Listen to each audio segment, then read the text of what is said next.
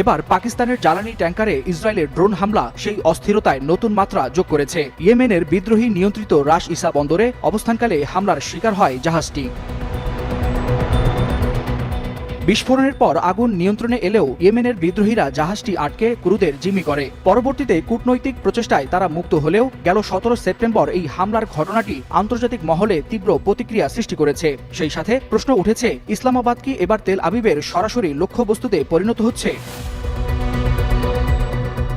পাকিস্তানের স্বরাষ্ট্রমন্ত্রী মহসিন নকভি জানান, 24 পাকিস্তানি নাগরিক সহ ট্যাঙ্কারের 27 ক্রু এখন নিরাপদে রয়েছেন। তবে হামলার সময় ও স্থান ইঙ্গিত দিচ্ছে ইসরায়েল শুধু ইয়েমেনের বিদ্রোহীদের নয়, বরং তাদের সহযোগী ও সহমর্মী দেশগুলোকেও লক্ষ্যবস্তু বানাতে চাইছে। পাকিস্তানের জাহাজে হামলা তাই একক কোনো সামরিক অভিযান নয়, বরং এটি একটি রাজনৈতিক বার্তা।